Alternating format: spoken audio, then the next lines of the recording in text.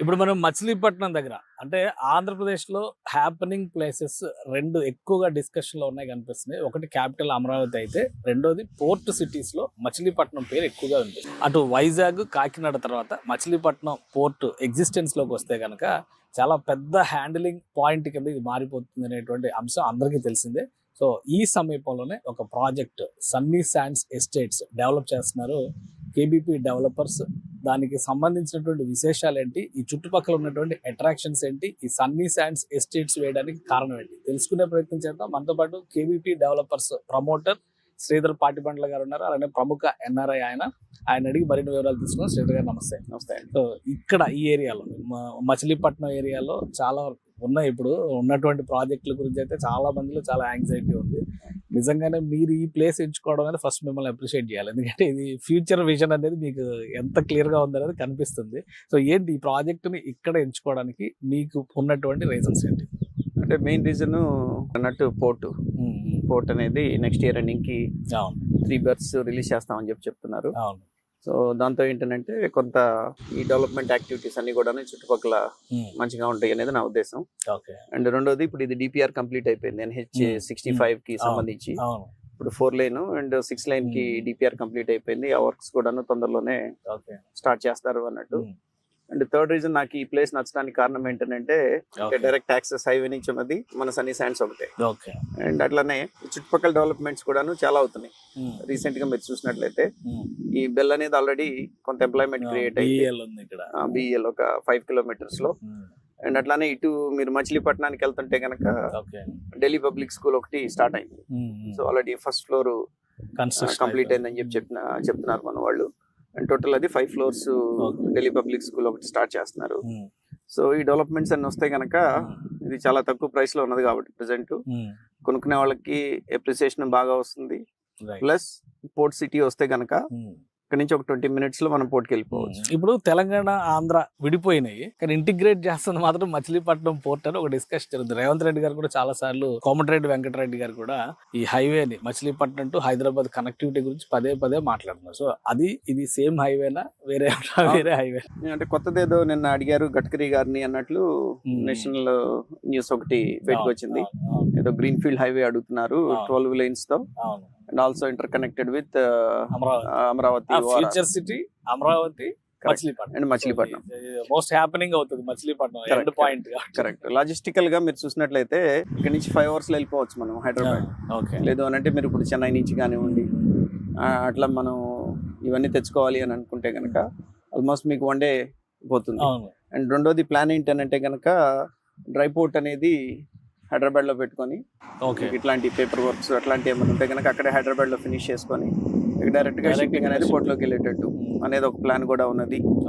అంటే మీరు అన్నట్టు ఆంధ్ర కంటే కూడాను తెలంగాణకి మచిలీపట్నం పోర్ట్ అనేది ద మోస్ట్ నీడెడ్. గతంలో కూడా డిస్కషన్ జరిగింది. కేసీఆర్ గారు గవర్నమెంట్ ఉన్నప్పుడు కూడా అసలు మా గవర్నమెంట్ కి ఇచ్చేయండి మచిలీపట్నం పోర్ట్ అని కూడా అడిగారు. కరెక్ట్. బట్ ఇప్పుడు ఏంటంటే ఇంటిగ్రేటెడ్ డెవలప్మెంట్, అది ప్రైవేట్ పార్ట్నర్షిప్ తో డెవలప్ అవుతుంది. రెండింటిని ఇంటిగ్రేట్ చేసే బాధ్యత కేంద్రం రాష్ట్ర ప్రభుత్వాలు రెండు సమన్వయంతో చేస్తాయి అన్నారు. సో అది జరిగినప్పుడు ఈ చుట్టుపక్కల కూడా చాలా వెంచర్స్ కనిపిస్తున్నాయి, చాలా ప్రాజెక్ట్స్ కనిపిస్తున్నాయి. ఇక్కడే సన్నీ శాండ్స్ లోనే ఎందుకు బయ్యర్ ఇన్వెస్ట్ చేయాలి అంటే నెంబర్ 1 నేను చెప్పినట్టు హైవే మీదకి డైరెక్ట్ యాక్సెస్ ఉన్నది మనకి. అండ్ ప్రైస్ పాయింట్ కనుక మీరు చూసినట్లయితే డెవలప్ అయ్యే ముందే కొనుక్కోవాలి. ఒకసారి డెవలప్ అయింది అన్న తర్వాత ప్రైసెస్ ఎక్కడో మీకు ఆకాశానికి వెళ్ళిపోతాయి.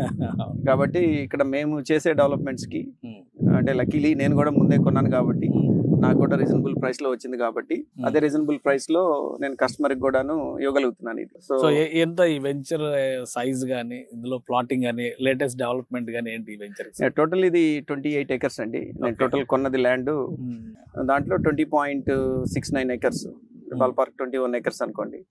21 acres ఇప్పుడు phase 1 కింద ఓపెన్ చేశాను నేను. 281 ప్లాట్స్, 3 కమర్షియల్ అండ్ 278 వచ్చేసి రెసిడెన్షియల్ ప్లాట్స్ కింద ఓపెన్ చేశాము.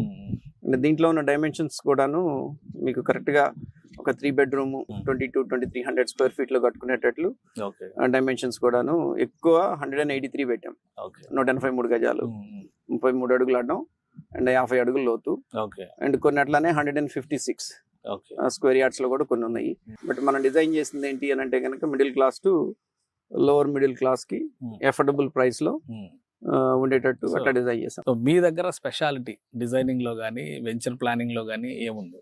నాది అంతా కూడాను కొంచెం 23 years నుంచి నేను యూఎస్ లో ఉన్నాను కాబట్టి, అండ్ ఇప్పుడే ఒక 2 వెంచర్స్ ఇక్కడ స్టార్ట్ చేశాను. కొంత ఆంధ్రప్రదేశ్ లో కూడా ఇన్వెస్ట్ చేయాలి. డెవలప్మెంట్ దగ్గర కాంప్రమైజ్ కాలేను. నేను అక్కడ చూసి వచ్చిన వాడిని కాబట్టి ₹1 ఎక్కువైనా కస్టమర్ కి బెస్ట్ ఇవ్వాలి, మనం ఛార్జ్ చేసే ప్రైస్ కి అనే మైండ్ సెట్ ఉన్నది. ఇప్పుడు సపోజ్ మీరు ఇప్పుడు ఈ ప్రరీ వాల్ చూసుకున్నట్లయితే మొత్తం ప్రరీ వాల్ మొత్తం 2 kilometers దగ్గర ప్రరీ వాల్ కట్టించాను. మామూలుగా అయితే నాకు అవ్వాల్సిన ఖర్చు 93 లక్షలు, కానీ నాకు అయిన ఖర్చు 1.2 crores ఈ ప్రరీ వాల్ నేను కట్టించిందానికి. ఎందుకు అంటే that is because of engineer development. Engineer ఏమి ఇచ్చాడో, ఎంత స్ట్రెంగ్త్ ఏమన్నాడో, ఏ కాంపోనెంట్స్ వాడమన్నాడో దాని ప్రకారం నేను కడతాను. కానీ ఏదో ఒక 4 walls కట్టారు కదా అని అట్లాంటి వాళ్ళకి ఆ డెవలప్మెంట్ నా వల్ల కాదు అట్లా చేయడం. ప్లాట్స్ ప్లానింగ్ విషయంలో ఎలాంటి కేర్ తీసుకున్నారు? నార్మల్ మన దగ్గర ఉండేటువంటి sizes, villa sizes, plot sizes వీటన్నిటిపైన ఒక అవగాహన ఉంది. వాటిలో ఏమన్నా స్పెషలైజేషన్స్ ఉంటున్నాయా? అంటే క్వాలిటీ ఆఫ్ కన్స్ట్రక్షన్ అగైన్, ఇప్పుడు వాటర్ స్టాక్ కాకూడదు వర్షాలు పడినప్పుడు. ఎందుకంటే మచిలీపట్నంలో వర్షం పడితే కనుక కుంభవృష్టి పడుతుంది, అరగంట పావు గంట పడుతుంది, మళ్ళీ తర్వాత మళ్ళీ అసలు ఏమైంది ఇప్పుడు దాకా ఇట్లా ఇంత వర్షం పడిందా అన్నట్టు ఉంటుంది మళ్ళీ మబ్బు చూస్తే కనుక. సో అట్లాంటి ప్రికాషన్స్ అన్ని కూడాను, లైక్ డ్రైన్స్ మనం ఎట్లా పెట్టాలి, రోడ్లు ఎట్లా వేయాలి, ల్యాండ్స్కేప్ ఎట్లా ఉండాలా, గ్రీనరీ ఎట్లా ఉండాలా. అందుకని నేను అన్నట్లు ఇంజనీర్ డెవలప్మెంట్ ఉంటుంది నా ప్రాజెక్ట్ లో. అండ్ ఈవెన్ నేను కొన్ని విలాస్ దీంట్లో కన్స్ట్రక్ట్ చేద్దామని చెప్పి ప్లాన్ చేస్తాను అనమాట. సో విలాస్ ఎందుకు ప్లాన్ చేస్తున్నాము అని అంటే కనుక, మీరు ఓన్ గా కన్స్ట్రక్ట్ చేస్తారు ఇక్కడ? నేను అట్లీస్ట్ ఒక 4 to 10 నేను విలాస్ ఇప్పుడు ఎటు నా నంబూరు ప్రాజెక్ట్ లో కాజా టోల్ రోడ్ దగ్గర నేను కడుతున్నాను కదా, సేమ్ అదే డిజైన్స్ తో అట్లీస్ట్ ఒక 4 విలాస్ కడితే, అంటే ఒకవేళ కొనుక్కునే వాళ్ళు విలాస్ ఉన్నా లేకపోతే అట్లీస్ట్ ఒక మోడల్ విలాస్ కడితే వాళ్ళకి ఒక ఐడియా వస్తుంది. ఓకే, ఒక 2000 square feet 2200 square feet Vilas ఎట్లా ఉంటాయి, ఎట్లా కట్టుకోవచ్చు. సో ఇన్ కేస్ ఎవరన్నా ముందుకు వచ్చి మేము కూడా కట్టించుకుంటాము అని అంటే కనుక వాళ్ళకి ఐ మీన్ కన్స్ట్రక్షన్ లో నేను ప్రాఫిట్ అంటే ఏం పెట్టుకోను. అదంతా కూడా ఎంతసేపటికి హారిజాంటల్ డెవలప్మెంట్, నీట్ గా డెవలప్ చేసామా, ప్లాట్స్ లాగా ప్లాట్స్ అమ్మామా అంతవరకే. కానీ నేను కన్స్ట్రక్షన్ లోకి వెళ్ళదలుచుకోలేదు. బట్ నేను ఎవరితో అయితే కట్టించానో, మంచి టీం ఏదైతే పెట్టుకొని నేను కట్టించాలని అనుకుంటున్నాను, ఎవరిని కట్టించుకోవాలని అనుకుంటే కనుక వాళ్ళతో నేను కనెక్ట్ చేసేస్తాను, వాళ్ళు కట్టించుకోవచ్చు. సార్ ఇంకో డౌట్, ఇప్పుడు ఇక్కడ వెహికల్స్ అలా వెళ్తూనే ఉన్నాయి, నేషనల్ హైవే ఎక్స్పాన్షన్ అంటున్నారు, ప్రాజెక్ట్ ఏమో నేషనల్ హైవే మీదే ఉంది అంటున్నారు. ఏంటి అక్కడ సేఫ్టీ? రేపు పొద్దున ఎక్స్పాన్షన్ అంటే రోడ్ ఎక్స్టెన్షన్స్ లో ల్యాండ్ ఎంత పోతుంది ఏంటి అవన్నీ చూసుకున్నారా? కరెక్ట్, గుడ్ క్వశ్చన్ అడిగారు మీరు. నేను NHAI నుంచి NOC తెచ్చుకున్నానండి. ఎందుకంటే ఇప్పుడు DPR ఆల్రెడీ 6 lane కి DPR అయిపోయిందని చెప్పాను కదా నేను. ఇప్పుడు కరెంట్ ఇటు 2 lanes అటు 2 lanes, అండ్ రేపు ఇటు 3 అటు 3, టోటల్ 6 lanes వస్తుంది. అయిన తర్వాత మళ్ళీ సర్వీస్ రోడ్ కావాలా, సర్వీస్ రోడ్ పోయిన తర్వాత కూడాను నా ప్రాజెక్ట్ కి సర్వీస్ రోడ్ కి మధ్యలో కూడాను ఒక 5 feet ఉంటుంది. అందుకనే నాకు ఒక 3 months పట్టింది. ఒక బఫర్ వదిలేరు, ఒక 5 feet ఇంకా బఫర్ కూడా ఉన్నది. సో అందుకని నేను NHAI national highway authority of India దగ్గరికి వెళ్ళి నేను ప్రొవిజనల్ NOC తెచ్చుకున్నాను. ఎందుకంటే అదర్వైజ్ నాకేమవుతుంది అని అంటే ఆల్మోస్ట్ నేను 40 feet లోపలికి వదిలి కట్టుకోవాలా అది తెచ్చుకోపోయినట్లయితే కనుక. అందుకని ఆ DPR లో ఐ మీన్ దాంట్లో మొత్తం కూడాను NHAI దగ్గరికి వెళ్ళి నేను ప్రొవిజనల్ NOC తెచ్చుకున్నాను. కాబట్టి నాకు ఒక ఇంచు కూడా నేను లూజ్ కాలేదు. ప్లస్ సేఫ్టీ పరంగా కూడాను ఎనీ ఇష్యూస్ ఉండవు ఫ్యూచర్. ఎప్పటికి సార్ ప్లానింగ్, ఎప్పటికి ప్రాజెక్ట్ కంప్లీషన్ కానీ ఒక స్టేటస్? ఇప్పుడు లాస్ట్ టైం మన వాళ్ళు వచ్చి చూసినప్పుడు అయితే ఎంటీ ల్యాండ్ ఉంది, కరెక్ట్. ఇప్పుడు కొంత కనిపిస్తుంది ఫెన్సింగ్ కానీ ప్రహరీ గోడ కానీ ఇవన్నీ. సో మీ ప్లానింగ్ ఎప్పటికి ఉంది? ఇప్పుడు మీరు చూసినట్టయితే ఆల్మోస్ట్ ఒక 40% ఆఫ్ ది వర్క్ మనకి కంప్లీట్ అయింది. రోడ్ ఎక్స్కవేషన్స్ కానివ్వండి, రోడ్ లో గ్రావెల్ తోడటం కానివ్వండి, అండ్ అట్లానే ఇప్పుడు ఈ ఫెన్సింగ్ ఇదంతా చూసినట్లయితే కనుక ఆల్రెడీ నేను మార్టిగేజ్ చేసేసాను ముడాకి. 15% ఆఫ్ ది ల్యాండ్ డెవలప్మెంట్ మీరు ముడాకి మచిలీపట్నం అర్బన్ డెవలప్మెంట్ అథారిటీ కిందకి వస్తుంది. ఇది CRDA పరిధిలో రాదు ఇది. సో ముడా కిందకి వస్తుంది. సో ముడా లేఅవుట్ కింద అప్రూవల్ తీసుకొని రేరా తీసుకొని అప్పుడు నేను కస్టమర్స్ కి రిజిస్టర్ చేస్తాను నేను. సో ఇప్పుడు ఈ ఫెన్సింగ్ ఇదంతా వేసేసి మార్టిగేజ్ ఆల్రెడీ నేను చేసేసాను. అండ్ LP నెంబర్ ఈ వీక్ లో వస్తుంది అన్నట్టు ఎక్స్పెక్ట్ చేస్తున్నాను any time. So LP number వచ్చిన తర్వాత ఒక 2 to 3 weeks మనకి రేరాకి పడుతుంది. అది అయిన తర్వాత ఎవరెవరైతే నా దగ్గర కొనుక్కుంటున్నారో వాళ్ళందరికీ కూడాను నేను రిజిస్ట్రేషన్ చేసేస్తాను. ప్రాజెక్ట్ కంప్లీషన్ అనేది ఒక 1 year కంప్లీషన్ అనేది నేను అనుకోవటం బై సమ్మర్ అంటే ఆల్మోస్ట్ 40% వర్క్ అయింది. కాబట్టి అగైన్ ఈ 2 నెలల్లో కొంత ఆగాల్సి వస్తుంది మనం, ఎందుకంటే వర్షాలు పడినప్పుడు మనం ఏదైనా వర్క్ చేసినా గానీ అదంతా వేస్ట్ అవుతుంది. అందుకని దీపావళి తర్వాత చిన్న చిన్న వర్క్స్ ఏమైనా ఉంటే చేస్తున్నాం కానీ అంత స్పీడప్ చేయట్లేదు ప్రస్తుతానికి. 2 ప్రాజెక్టులు ఒకేసారి మీరు మూవ్ ఆన్ చేసే ప్రయత్నాల్లో ఉన్నారు. కరెక్ట్. అదే టీమ్, సేమ్ టీమ్ ని నేను డిప్లాయ్ చేసుకుంటున్నాను. అండ్ 2 ప్రాజెక్ట్స్ కూడాను ఆ టీమ్ కి నేను హ్యాండ్ ఓవర్ చేస్తాను నేను. అండ్ మా ఇంజనీర్స్ మా దగ్గర ఉన్న ఎక్స్పీరియన్స్డ్ పీపుల్, ఆ క్వాలిటీ ఎట్లా అవుతుంది, ఇష్యూస్ ఏమన్నా ఉన్నాయా, మనం అనుకున్నట్టు డిజైన్స్ వస్తున్నాయా లేదా, ల్యాండ్స్కేప్ వస్తుందా లేదా.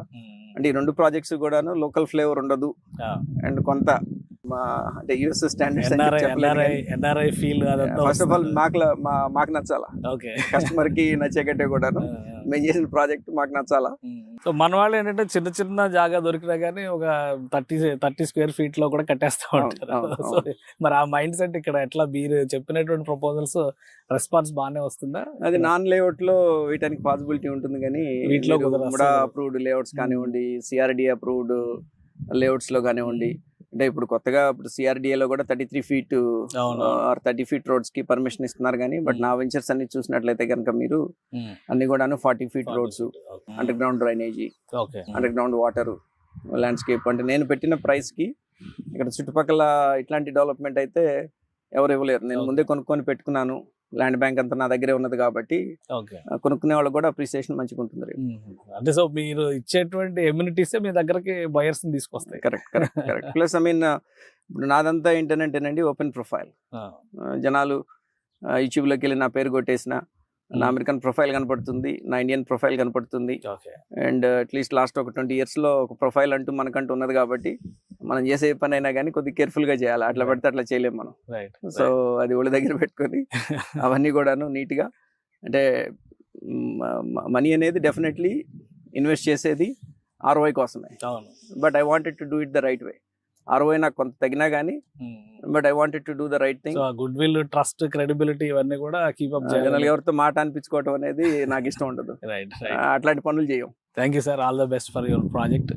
ఇది మచిలీపట్నంలో ఈ వెంచర్ సన్నీ శాండ్స్ ఎస్టేట్స్ పేరుతో నిర్వహిస్తున్నటువంటి వెంచర్. కేబీపీ డెవలపర్స్, దానికి మెయిన్ ప్రమోటర్ గా ఉన్నది శ్రీధర్ పాటిబండ్ల గారు. ఆయన క్రెడిబిలిటీ, గుడ్ విల్ చూస్తే కనుక ఎన్ఆర్ఐస్ అందరికి కూడా తెలుసు.